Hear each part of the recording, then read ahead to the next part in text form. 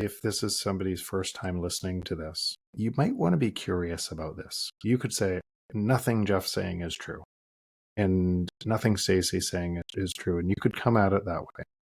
But I'd ask yourself, what risk do I potentially risk in my own life by not exploring this?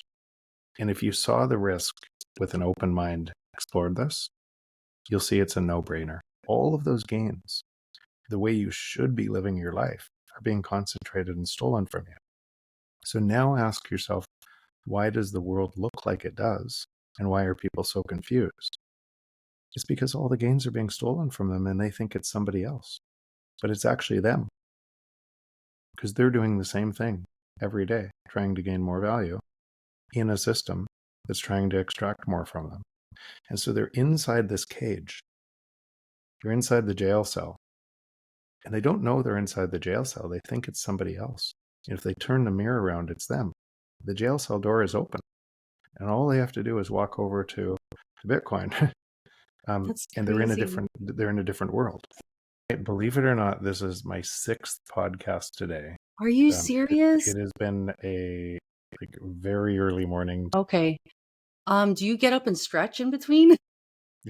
Quickly. You walk in and you're talking to somebody and they're looking for the next most important person so they can drop your conversation. And if I'm ever that other person that somehow people think is greater and they come up to me like that, I'll feel just as bad. Do you feel that the way people act around you, like, is everyone like so much more calm because they know that how you are, like, they don't want to act like, do they not want to like be like? People do say that. They call me when they're getting in rage or in something else and they say, I just need a little bit of Jeff. The thought that counts. It doesn't matter that it's 20 sats, and especially now it doesn't matter, but one day those 20 sats will be worth so much more. Yep. I use that example all the time because I think the coffees we zap around on Nostr today will eventually buy cars.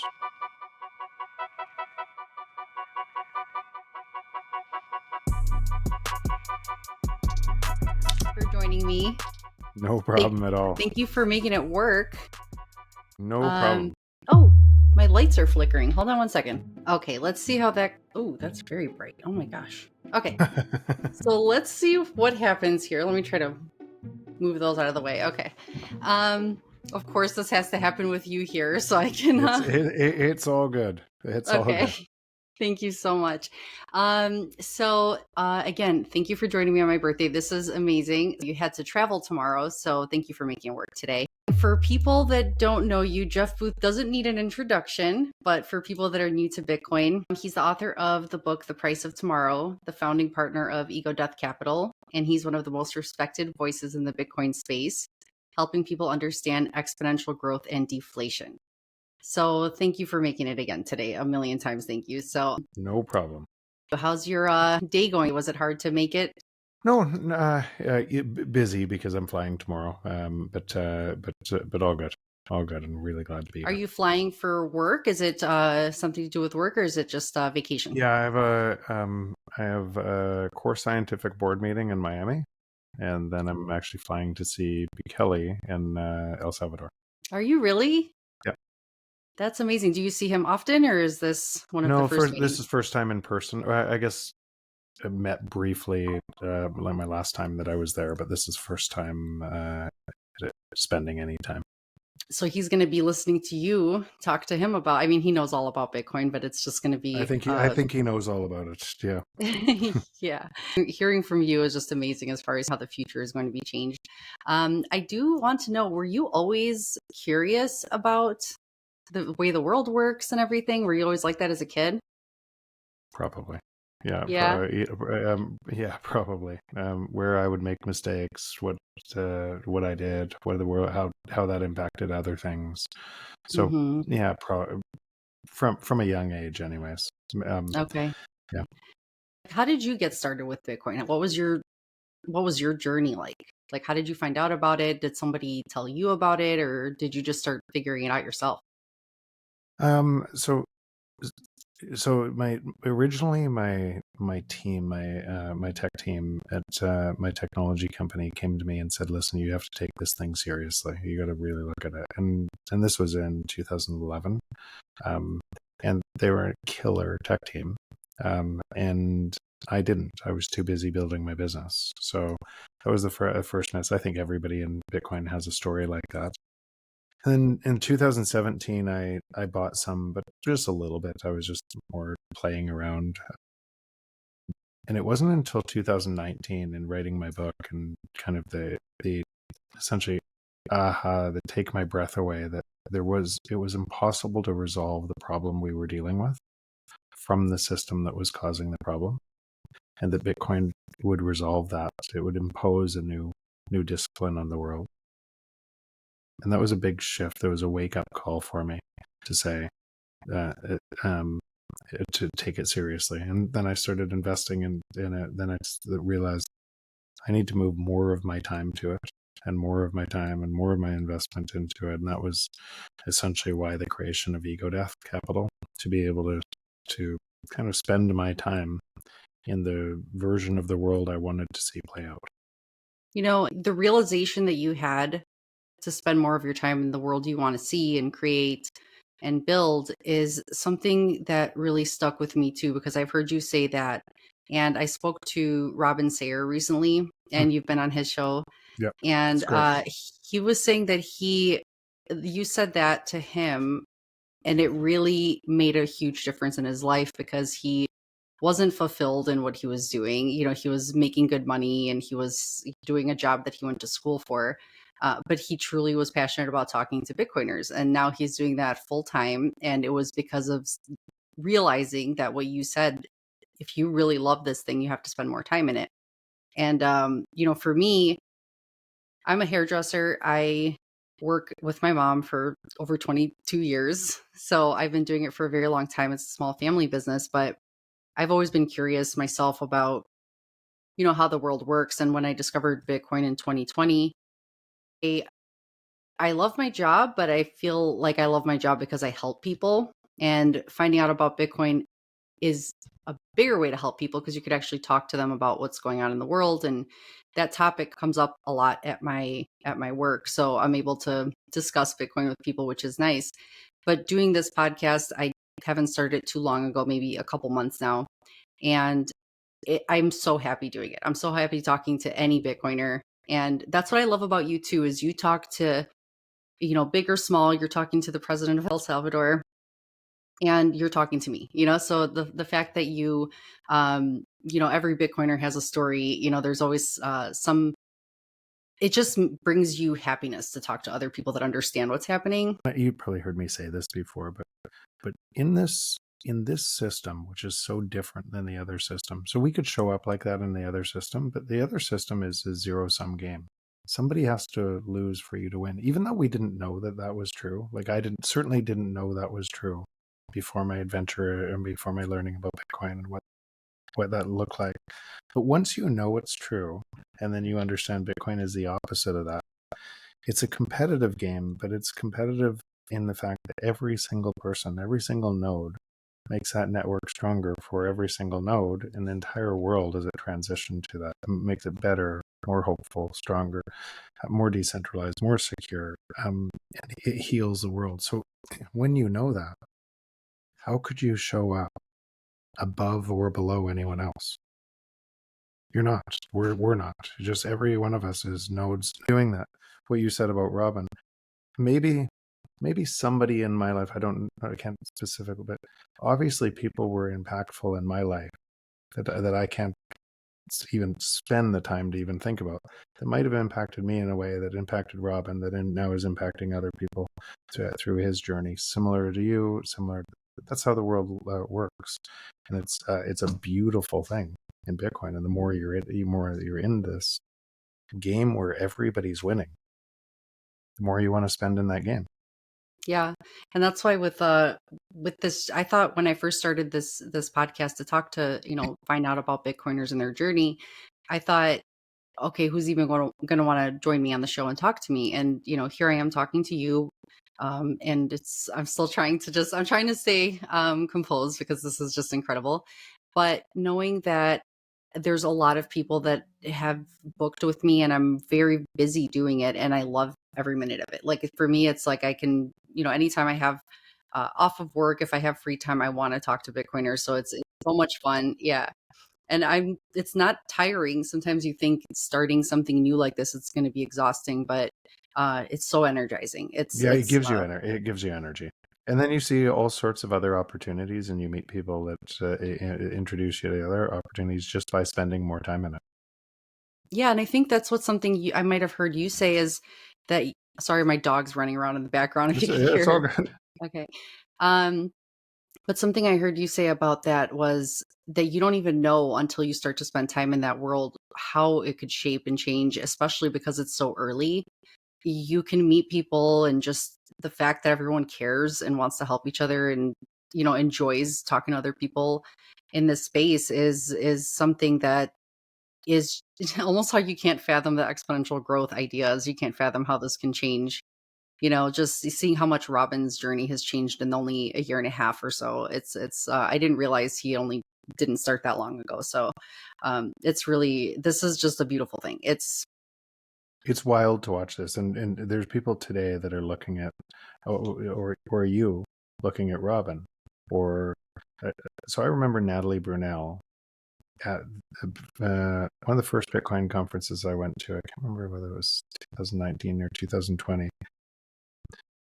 Couldn't get in to one of the parties or one of the things. They wouldn't let her and her friend in, and she got into the Bitcoin conference on a press pass. And this is in her former job as somebody in the press, who from this decision just decided to spend her time in Bitcoin. And look at her, and look at what that created. And so everybody's looking at all these people, and without a realization that a lot of these people started exactly where they are. Yeah. And just decided to go and spend more time.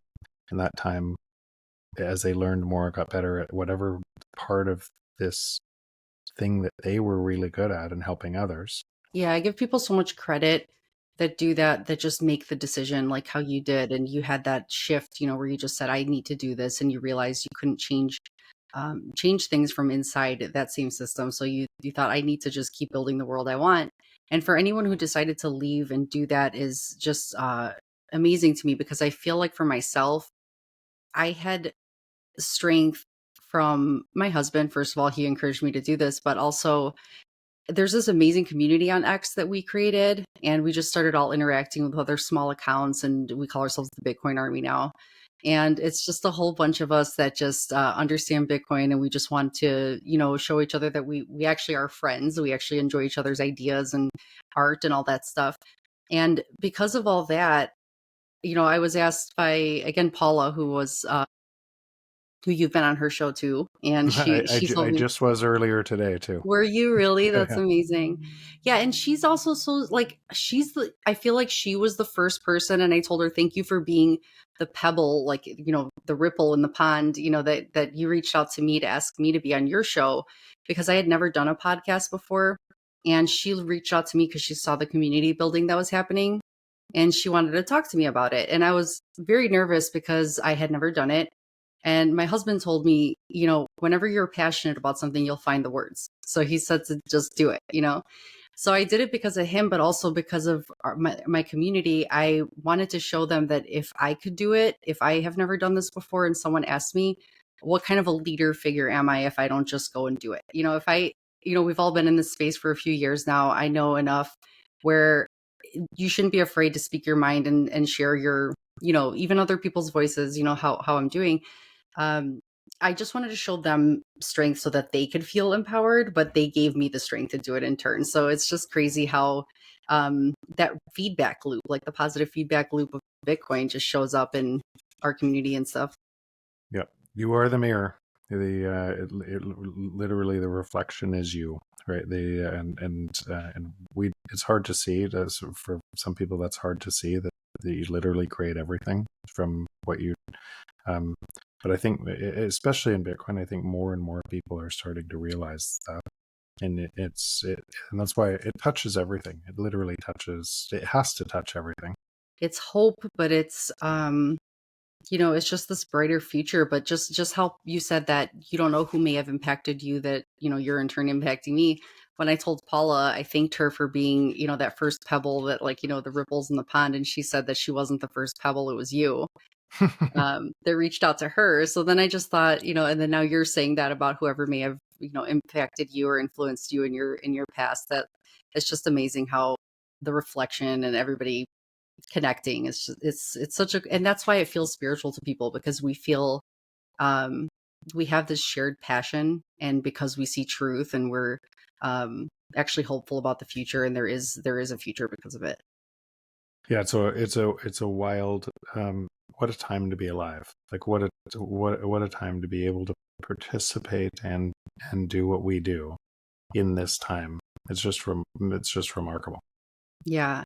And your book was incredible. I had so many, I'm sure you've orange pilled like half of the Bitcoin community at least, but just so you were writing the book before you actually realized that you had to spend more time in that system. You were actually writing about more of technology and how technology is changing the future. Yeah, so I wanted to understand. I was wrestling for years. Why weren't prices falling? If the free market was deflation, and the natural state of the free market was deflationary, and you had technology that was like a super us that was going to turn in to be able to do any one of our jobs better and faster, and then we would use the things that gave us more value. So of course we would use the things that gave us more value, which had to compete with other things that we were using before. And we would only use the things that give us more value if they gave us more value. The output of that has to be prices fall. So I couldn't understand why broadly prices weren't falling. And so in digging into that and understanding how we had constructed this Frankenstein monster of a control system based on inflation, and the only reason you had any inflation then was the theft from the natural productivity of the world. When you say you're going to have faster productivity, that means faster deflation. And people have it warped. They have it growth means faster monetary printing, or they have growth and productivity completely inverted. Productivity is faster deflation. And so because that was so hard to understand for people, I wanted to chase it to the sand and then explore what would happen from both systems, why this control system would get worse and worse, and why most people would find themselves trapped in it, making it stronger. And yes, I came through that portion. I was learning kind of Bitcoin at the same time.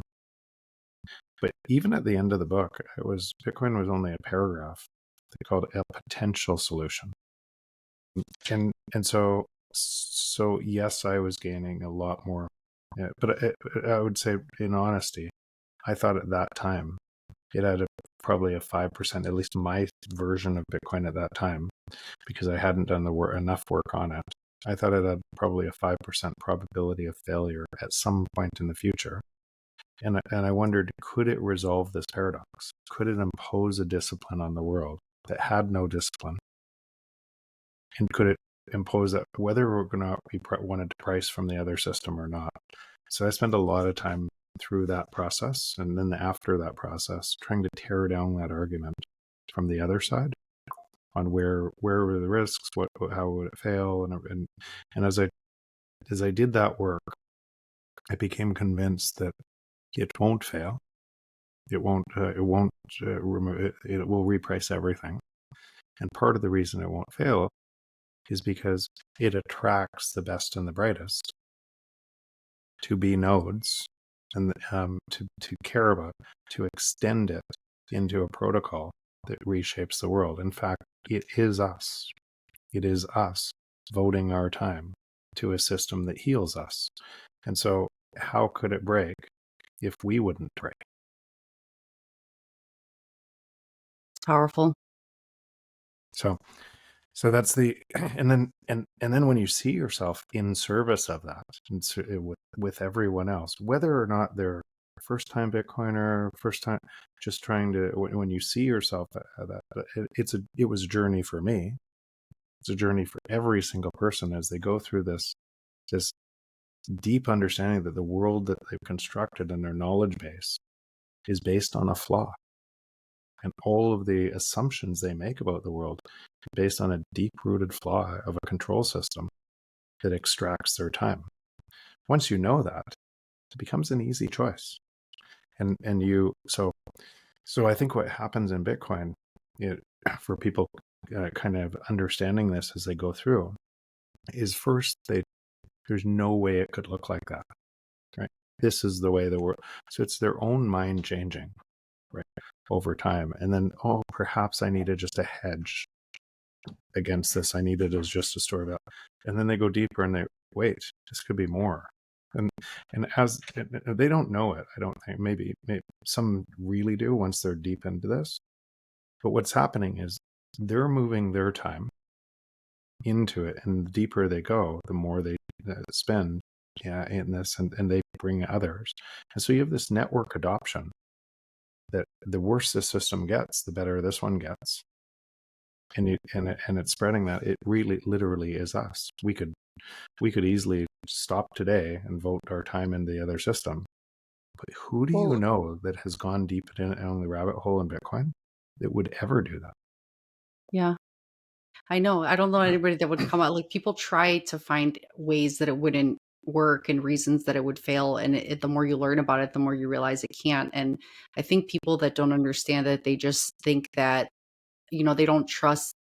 People are conditioned to understand that they think the world works by, computers and technology being hacked, because you have everything being hacked, like your unemployment. Somebody, all of a sudden you get letters in the mail that say you signed up for unemployment. You hear the Treasury of the United States gets hacked. You hear all these hacks and you think, well, if Bitcoin is a technology, then what if that gets hacked? But then when you realize the strength of the network and how much it would take to hack it, you know that that's not something that's going to happen. So the more you trust that your money is safe, I think the more you understand Bitcoin and you actually see that it could be a solution. And then people just think that it's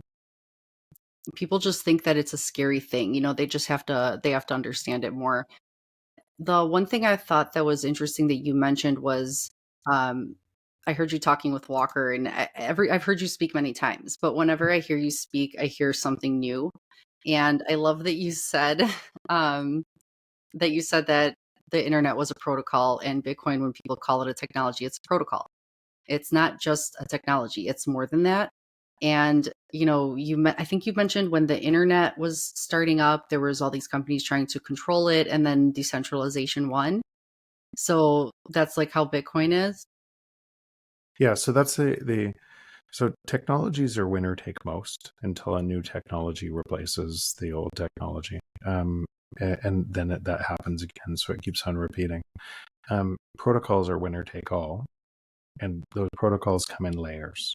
And so if you research kind of from the dawn of the beginning of the internet, which was late 60s by DARPA, and it was built as communications in a nuclear holocaust that would survive in a nuclear holocaust. That was the base layer, and then it built in layers that then everything is on top of the internet. What's happening today in Bitcoin is the first part of the base layer of the new internet, the new everything, is what you call Bitcoin today, is the decentralized security bounded by energy protocol. And it's imposing new rules on society, and it's also building in layers that is adding more functionality, more privacy, more payment technology. All of these functionalities are coming in layers on top of Bitcoin that are tethered to its decentralization and security. So even as those layers are built, then something could fail, but it doesn't take down the whole thing. And those technologies, those layers, like Lightning, when 4 years ago, it was kind of a backyard hobbyist project. It was meant to be at scale, but it wasn't at scale yet. And so it hardens, it gets better and better and better. And 4 years ago, payments failed all the time on it. Today, payments rarely fail. So you can start to see more and more things moving to that protocol. I see that. And I think that from 4 years ago, so much has changed as far as Lightning getting stronger, and even AI getting so much stronger. And one thing I wanted to ask you about to see your thought on this, because just the same way that you can't comprehend exponential growth, it's hard to understand how that would actually unfold. I wonder sometimes about how there's so much fear around AI and technology expanding so quickly. But sometimes I think that AI is one of those things that right now we have, certain companies that are building these AI technologies. And I think because these layers could be built into Bitcoin, I wonder how you think about that. Like, do you ever feel like AI will be decentralized and it won't be controlled by a company or corporation? Do you ever see that kind of being a layer on top of Bitcoin? I think would be a safe way to think of that. Yeah, so a different way. So we're connecting two things that are different in this way. So the protocol, effectively, what the protocol is doing is saying, you shall not be robbed. Your money cannot be robbed. It is the first free market ever that you cannot be stolen from through inflation. So thou shalt not cheat. That's the protocol. Yes. If you're operating on the protocol, that means all productivity in the world, now and forever, will flow to you in the form of lower prices. That means there is zero risk of AI getting controlled by a corporation. All prices of AI are free for you forever. It Yeah. keeps on falling, and for all of the people on this protocol. Now, if you're measuring in the other system, if you're in the centralized control system, then that AI and the companies that control it must drive fear into you that there's going to be Armageddon from the AI to drive regulation so that you give them more power. And how will that power accrue? It'll accrue by stealing that power from you through the manipulation of money. So all of these systems are like, they're just completely opposed. AI will be free in the world I describe.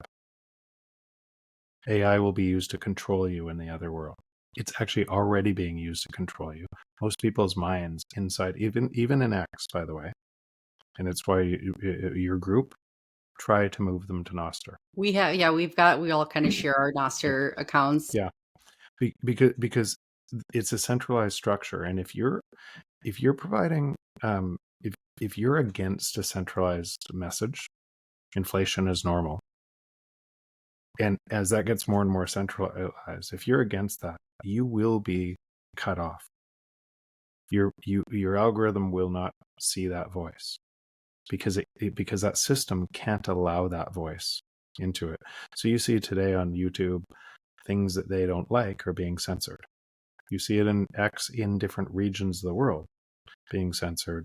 And so you can't have global free speech. Well, so many members of our group, yeah, like one thing that X thinks is that I think that when we interact with each other a lot on X, sometimes we get limited, like our accounts get blocked so we can't reply on things because they probably think, oh, these must be bots. But they're not understanding that we're actually a community, that we care about each other's thoughts and we're commenting back and forth. And it's like we are real humans, and don't you want interaction between humans? Like we are. But then we've seen over and over again how so many of our accounts have gotten suspended on X, and I had to fight to get my account back a few months ago. And then now I had a separate account for my podcast that's been suspended, and I can't get it back now for a few weeks. So it's just, it really, it is infuriating when you think it's supposed to be a platform for free speech, but we keep getting censored in that way. And it is real people that are getting blocked, and people that are paying that monthly. And here's the thing, it's not, it's under the guise of being free speech. So if you go back to first principles, in an inflationary monetary system, if the only thing that drives inflation, if the only reason there's inflation, not from zero, from the actual productivity rate in the world. So if the productivity rate in the world was -5 or -10% today, and AI was moving faster, then what it would mean is if it was -5, then next year it might be -10 or 15%. In other words, in that world, every single human on the planet get richer by that rate, even if they didn't work. Because all of the other people trading and working would drive the process, and that would continue forever. We would always find problems to solve, and all the problems we solved would resolve and lower prices for everyone. Abundance. That's the world. That's the world that Bitcoin is pricing. Anybody in the other system, all the centralized actors, are essentially saying we don't like that system.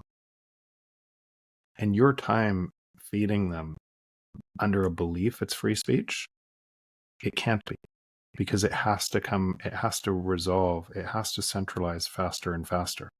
So while the tech companies are extracting more and more, and most people are looking through all of the lens of what they're extracting inside that lens, and they don't know they're being farmed. Their minds are being farmed. They're being able to believe what the centralized systems want them to believe, whether that's fight against the globalists versus the technocrats, right?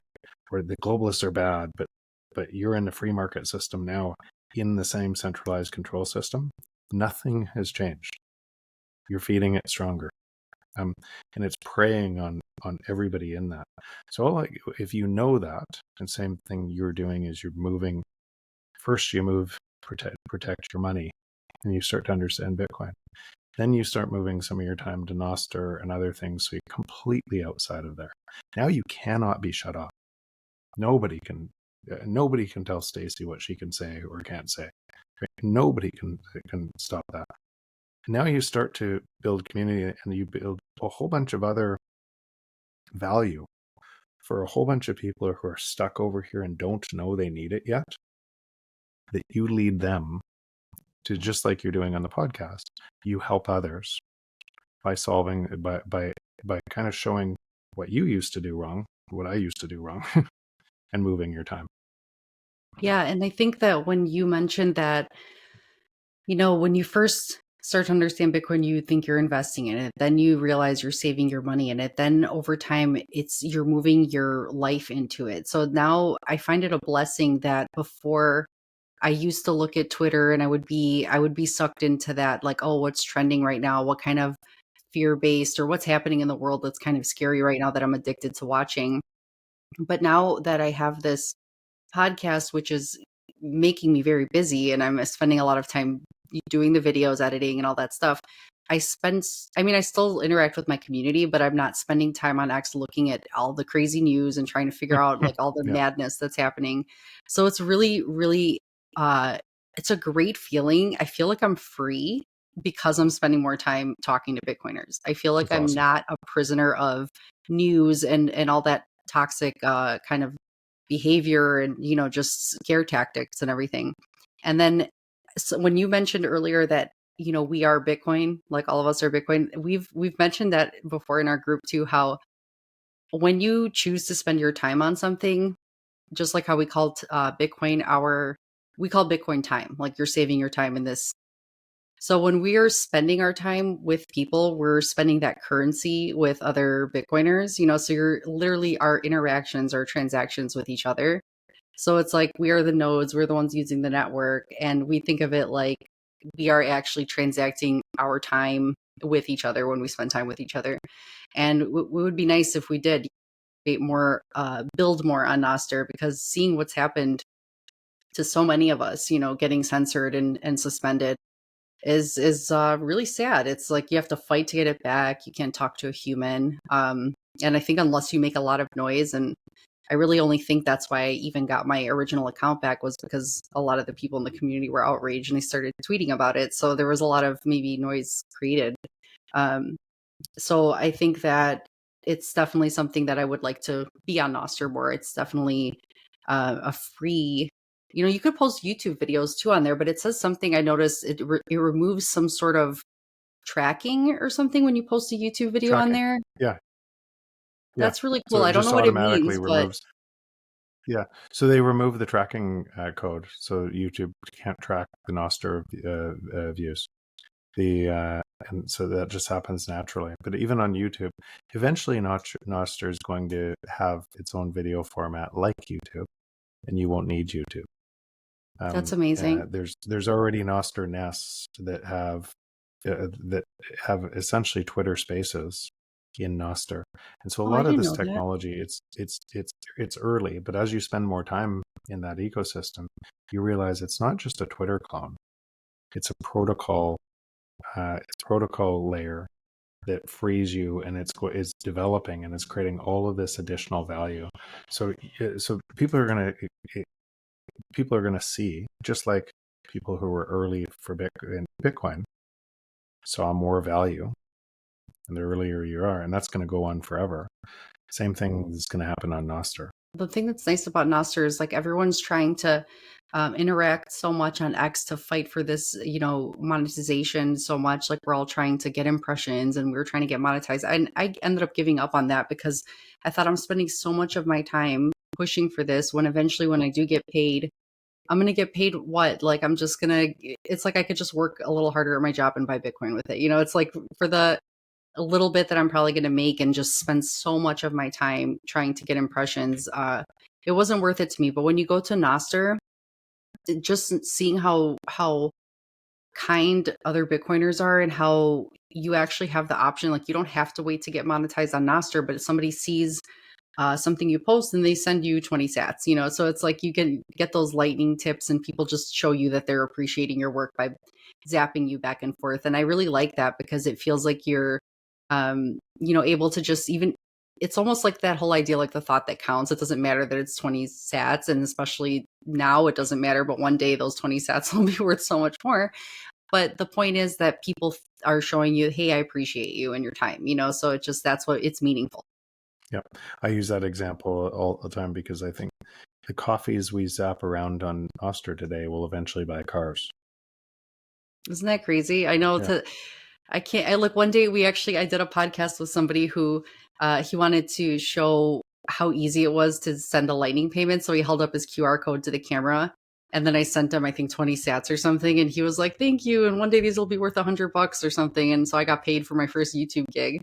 So he was like, we just had like a mini celebration because he was like, thanks for paying me. I think when you tell other people this stuff, they think it's crazy. And that's why your exponential growth, what you talked about and how you explain it to people, that whole idea of compounding and how you talked about folding a piece of paper.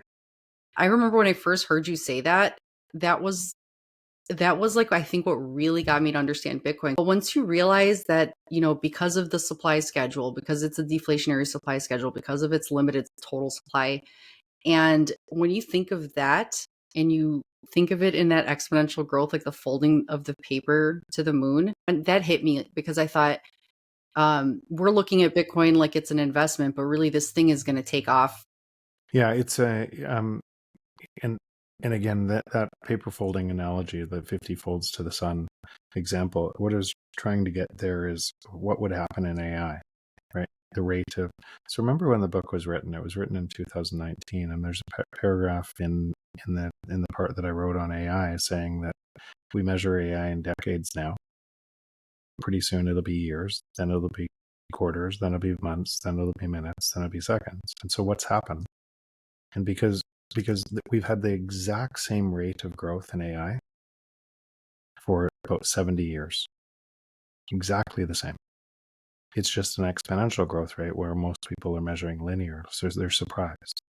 And so they can't see how the movie's playing out because they're watching a frame of the movie. But if you understand how the movie's playing out, if you understand the right path and what to expect, then everything else becomes easy. So you knew that. So if you read the book now, and we probably have, and you look back in time and say, was this prediction accurate on AI and what we're seeing? It's exactly accurate. But that's looking backwards still, like right now. And looking forwards, it's going to move faster. It's going to merge with robotics. Looking forward, it's so outrageous. And all of that is productivity gains. And so it forces a question: if all of these AIs can do, in some of the companies right now I'm involved with, there's agentic AIs that are doing independent tasks together like a team, but the best, like having the best person in the planet that never sleeps, doesn't do, and learns every day, combining with the best person a different skill set, getting better and better and better, and then using that knowledge to get better, to do tasks. And and so you force you, and this is something I saw coming a long time ago. So if that's the best, if that took somebody 8 years of college or whatever to be able to do this, and a whole bunch of practicum to be able to do this, and this AI is doing this way better than they can, and it learns and it never sleeps and it's free, and they can merge with another AI that's doing a different task. And what do we do? Because here's the thing. If a company doesn't use that, you won't use the company, because the company that uses it will provide so much value to you. You'll say to yourself, why don't they just hire more people? But you would never use the company that was bloated and cost way more. You would use the company that provided more value to you. So it's so important. We are part of the situation. And so if we're part of the situation, voting for more value all the time, and that value is being served up to us, and if we don't use it as businesses, then our business fails. Then how could that output not allow that productivity gain to flow broadly to society? Because if it didn't allow the productivity to gain flow to society, it means that all of those gains, the way you should be living your life, are being concentrated and stolen from you. So now ask yourself, why does the world look like it does? And why are people so confused? It's because all the gains are being stolen from them and they think it's somebody else. But it's actually them. Because they're doing the same thing every day, trying to gain more value in a system that's trying to extract more from them. And so they're inside this cage. They're inside the jail cell. And they don't know they're inside the jail cell. They think it's somebody else. And if they turn the mirror around, it's them. The jail cell door is open. And all they have to do is walk over to Bitcoin. That's and crazy. they're in a different world. I love that you said that, because I had written down something that I wanted to tell you is that, but you said it in a million times better way. Like, this is just so cool to see it like that, because yeah, you do feel like you're trapped in this prison where you're like, oh, all I have to do is turn around. Like, you're not stuck there, really. You just don't know there's an exit. You don't realize you can turn, I guess. But one thing I thought was, it reminds you of when you watch a horror movie, and it's like the way I felt, like when you're in this system, you feel like you're just scared, you're on like fight or flight mode, and you're just trying to figure out life and inflation and expenses, and then you feel like you're just trying to escape, and then you finally escape this horror movie, and you get outside the murder house or something, and you're like, oh, finally I got out.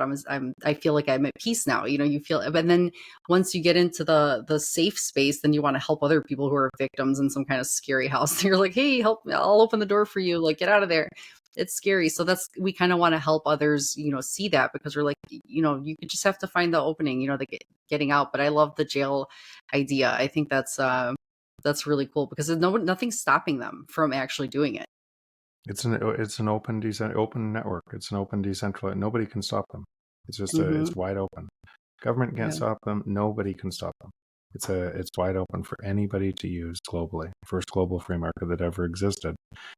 But people's fear of what somebody else will do is stopping them, or what they don't know. And so even if this is somebody's first time listening to this, and this is, he says, it would mean you might want to be curious about this. You could say, nothing Jeff's saying is true, right? And nothing Staci's saying is true. And you could come at it that way.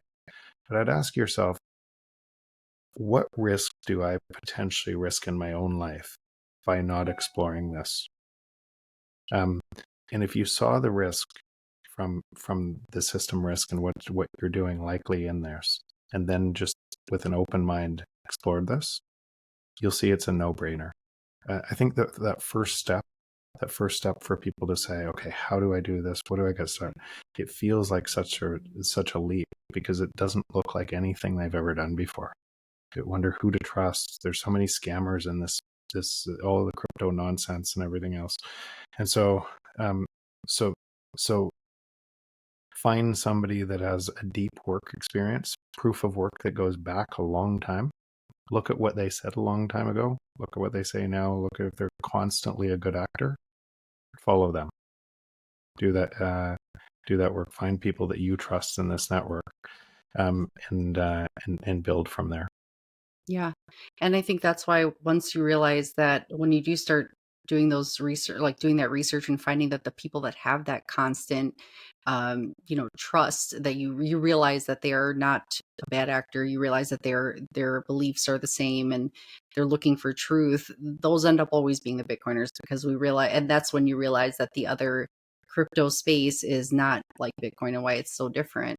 And yeah, it feels like a leap of faith because I think it is because people are so conditioned to live in fear. And I think that with all of this access to information and news that we have all the time, it's like as much as people hate being scared, they're also addicted to like wanting to like see what's happening and to be like, oh my God, this is so much drama and so freaky. What's gonna, because it also depresses you. You know, when you're in a depressed state, you're not going to want to go take a chance at something. You're going to think, well, I'm just getting by every day. You know, you're not going to feel like you have the energy to, just like how you don't want to start a diet because you're like, what's the point? You know, you're not feeling good about anything, so you don't want to take care of yourself.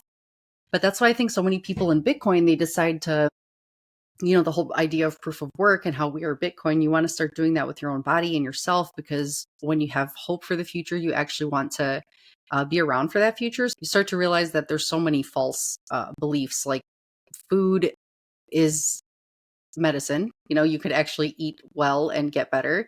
That's why it touches so many parts of our lives. And that's why we're so happy. Like Bitcoin people are just so much happier. Yeah. Yeah, on a Yeah. general basis, I think you're exactly right. No, I think that the the one thing we have to be careful of is in group out group bias, because every group of people think they wouldn't be in a group if they didn't think that group was better. So it creates in our minds our group, we're smarter, better, everything else. And what that means for somebody else just entering this would feel like Intimidated? totally intimidated. And it's not. That's why it's not that, or at least it's not that for me. I think there's beautiful people everywhere. I think there's that every country I've been to 85 countries. When you actually see what people look like on the ground versus what you've heard it looks like from your media, you know, it looks totally different. What people actually are. Even We all have the same hopes and dreams, all different skill sets in getting there, and that group bias is a way to control you.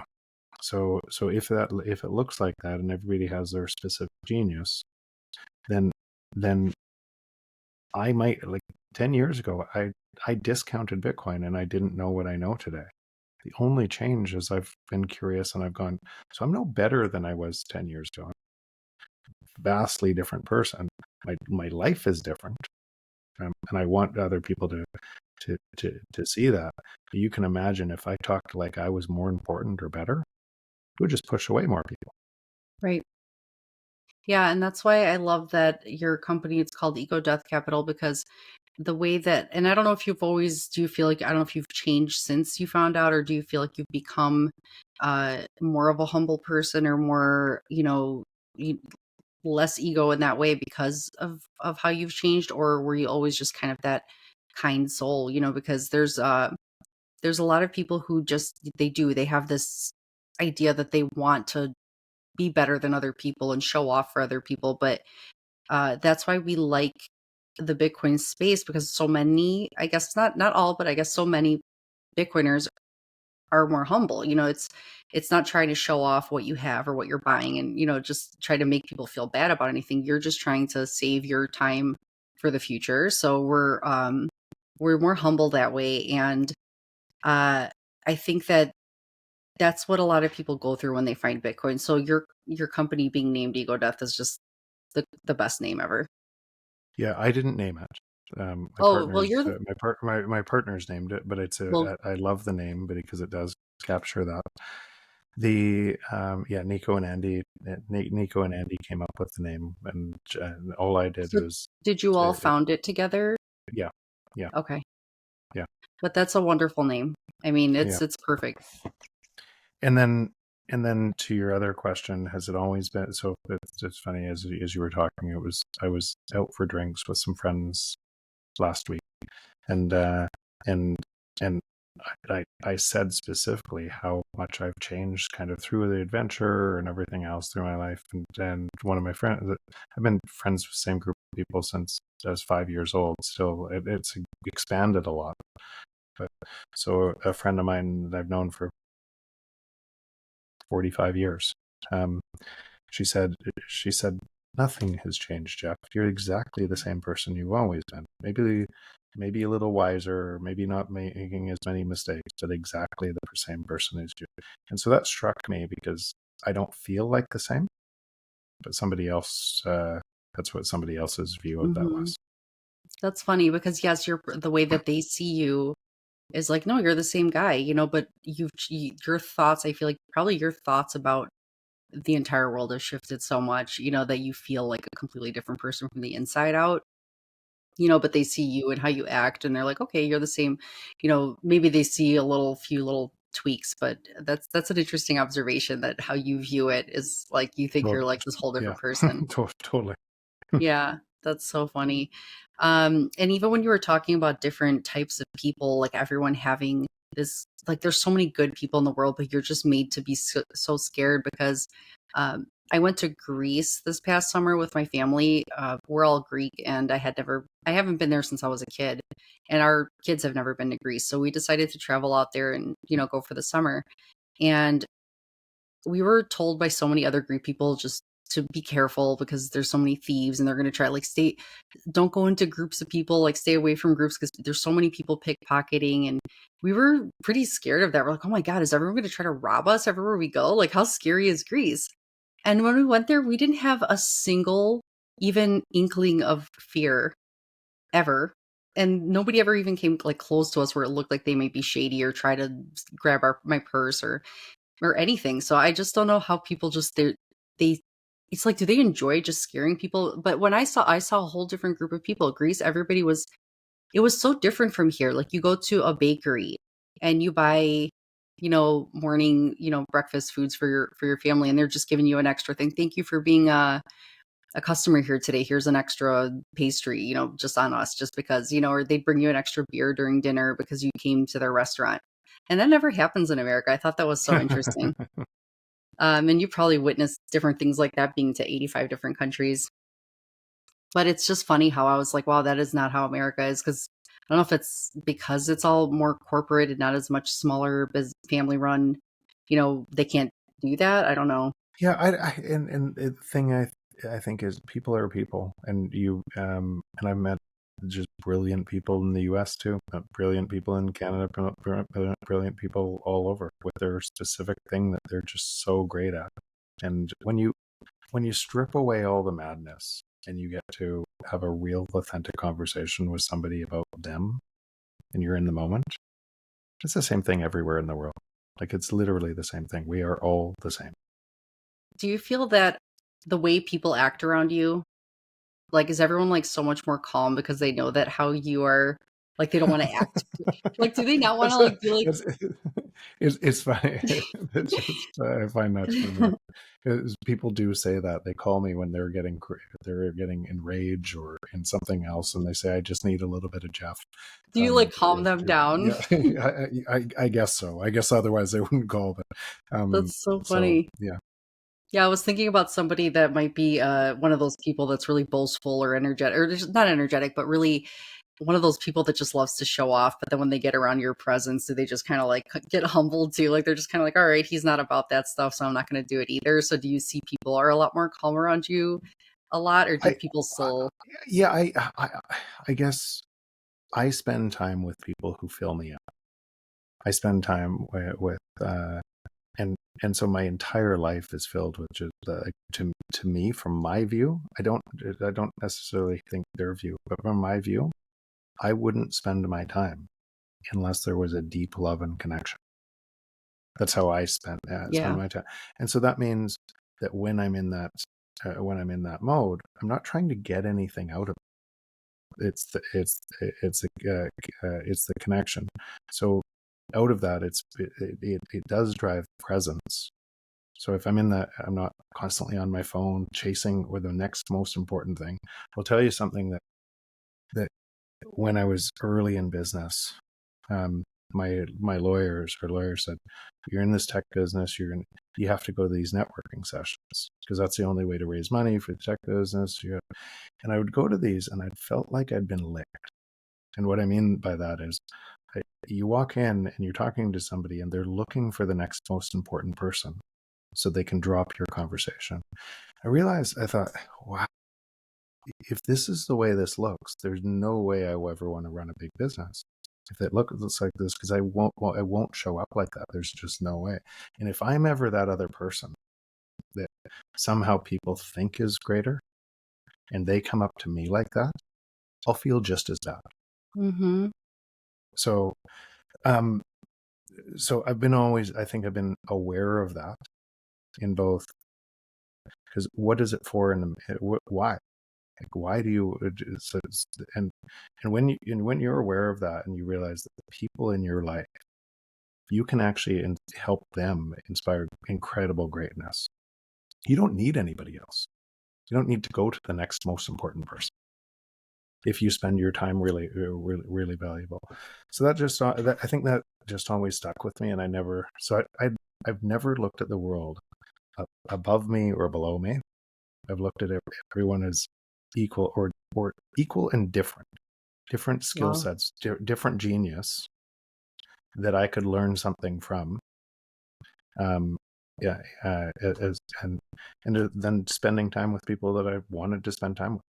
Yeah, that really it's a really makes me feel really good when you say that, because I feel like that a lot too when I talk to all different people, because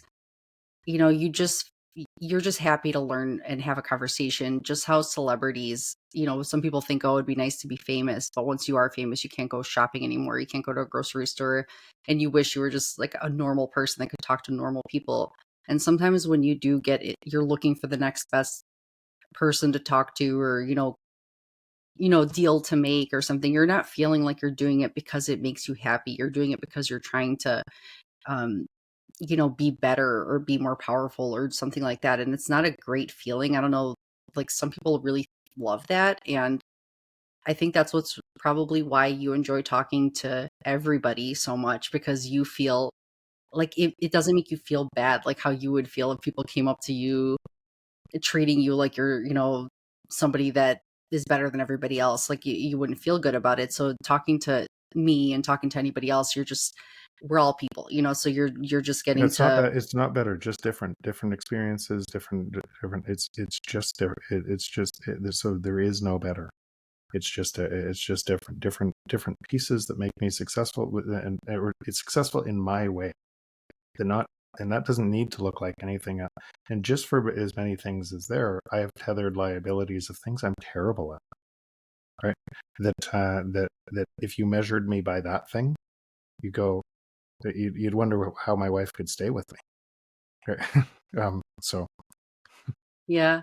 Well, there's something that I thought was pretty funny when I was thinking about, because again, it was a little crazy for me to think, wow, like that's so nice that, you were going to come talk to me on the show too. But after speaking with Paula and knowing that you've been on her show a couple times and her telling me about how like not humble, like how nice you were, because she was mentioning that the first time you spoke with her, she started to get teary eyed and she had to go wipe her eyes. And she said that you were just so nice about it. You didn't make a big deal out of it. You didn't make her feel bad or think, oh, what is she doing, acting like this, but you were just so kind. And that made me feel so comfortable knowing that I would talk to you, because again, when you watch somebody a lot, I've seen a lot of your podcasts, you can get this idea of a person, you think, oh man, like I'm nervous, but one thing that I was thinking was, well, I'm just going to think that Jeff Booth is just somebody that needs a haircut, and everyone gets haircuts, and I cut everybody's hair at the salon, and he's just another person who needs their hair done. So I'm like, that's what I'll think. So I feel like that really helped me a lot to be like, he's, everyone does need that, so it's fine. Yeah, and what you said about Paula, here's what I saw. I just saw a beautiful person who was early in our podcast that we had a connection, and it was a very real connection. And I still, so we had a great conversation today, and same thing I saw with Robin, same thing I see with you, same thing I see that. So and we're all on the same team. Yeah, that's so amazing. And that's what I think, that she is just like you in that way, where she, she wants to talk to everybody. And the fact that she even looked for somebody to find, that was really, really great of her to just see however she finds people is really amazing, so I was just amazed that she saw me, because going from a place where when you are on X for years, and I had been on there for since 2020, really learning about Bitcoin, and having zero people ever not just see my post, let alone like a post, it was zero interaction ever. So going from that to actually having people want to spend time talking to you back and forth, and then having Paula reach out was just it was something else, it's like something I hadn't experienced before. So she's definitely an amazing person.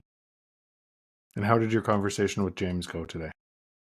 It went really well. He's such a cool person. And that's what I feel like it was. Love that guy. He talked about you, and I wanted to bring it up, but I didn't want to make it that, me and his conversation. I don't want to be like, oh, but Jeff Booth's coming on next. I don't want to make it about Jeff Booth. But he did mention you and how you were, when he was learning about Bitcoin, he heard you on an episode of with Anthony Pompliano. And he said he was listening to your video, and you were describing, Bitcoin and deflationary forces. And he told his wife, like, he paused it and he told his wife to come into the room. And he's like, you have to listen to this guy. So they watched you together. And then she actually, after it finished, she looked at him and she said, do we have enough Bitcoin?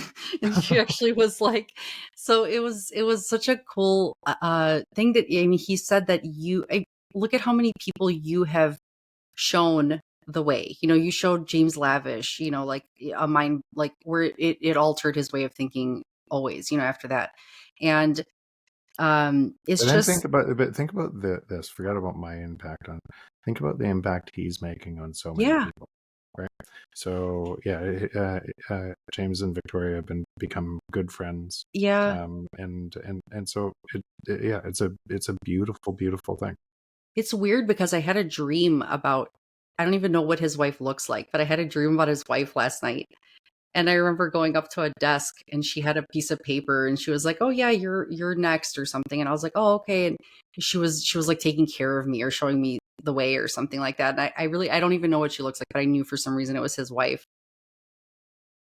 And yeah, he told me, I love to get to know people on a more personal level. So even though we all love Bitcoin, hearing about his story, about hearing how he went to Yale and he played hockey, and then he ended up, it's almost like nobody really like loves talking about themselves that much, because it feels weird to talk so much about yourself. But he was almost just going to say, oh, I asked him, were you ever thinking of going pro for hockey? And he's like, yeah, I was thinking about it, but it just didn't work out. He said, the Boston Bruins signed him, but it didn't end up going through. I'm like, did they lie to you? And he's like, no, actually I got injured, but he almost wouldn't have gotten into that part of the story if I didn't ask like what exactly happened. And I'm like, look at how you didn't get to do the thing that you really wanted to do, but now you're doing this, and you are sharing your knowledge and spreading the word about Bitcoin and writing your newsletter that's helping so many people understand what's happening. I'm like, if you would have just played hockey, maybe you just never would have done this, and you wouldn't have been a voice in this world. He's got so many great ideas, and I feel like I learn from everybody in a different way. So I'm very lucky to have talked to you both. I'm lucky to talk to anybody. I swear, every time I've had a podcast with usually it's all my community members that have been on, but every single person I've spoken with, every time I finish talking to them, I say this was the best podcast I've had so far. And it's literally been with every single person after I'm done. And I thought that with James, and I think that with you.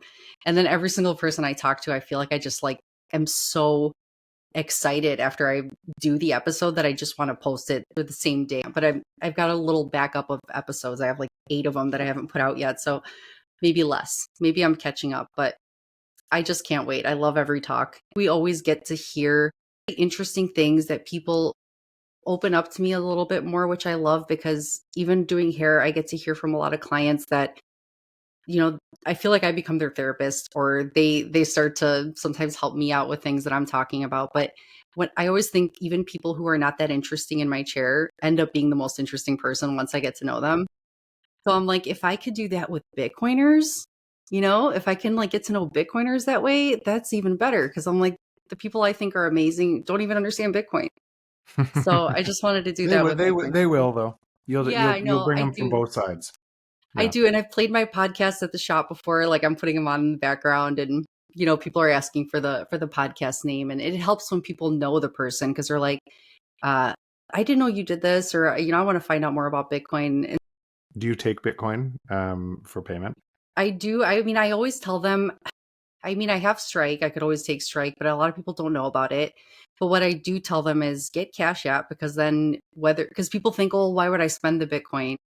But then I like to tell them that even if you're just spending your fiat, it's sending it to me in Bitcoin, through Cash App. And you could put it on Apple Pay. So it's just like using your Apple Pay with your Cash App card.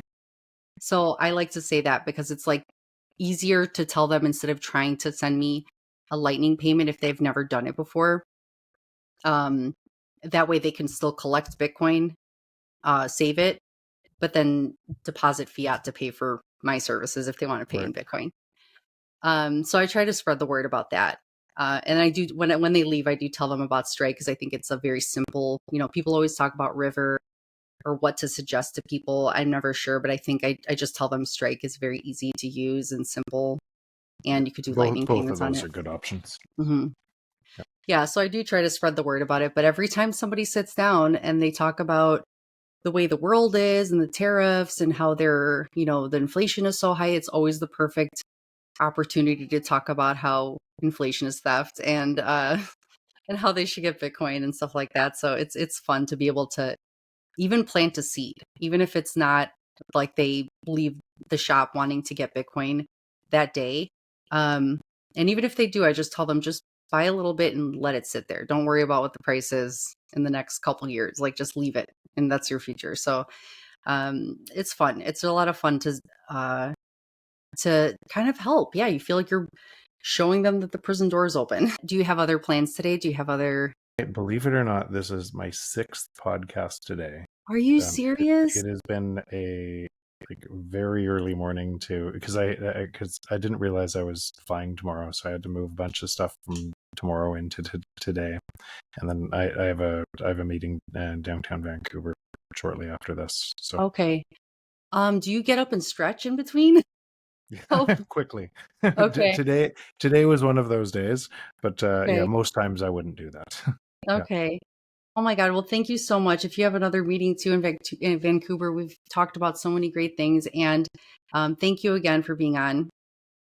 It was such a great talk. I feel like I still always learn from you every time I hear you speak. And I want other people to learn from you. So that's why now what I get to play an episode, that can get people to see it or hear it in a very clear and easy way to understand that it'll help more people. So thank you so much for Awesome. doing this. Mm-hmm. Anytime. Yes, Thank you for doing thank you. it. And have a great rest of your day, and have a great trip, and have a nice talk with Bukele. Thanks. All right, take care. See ya. Bye bye.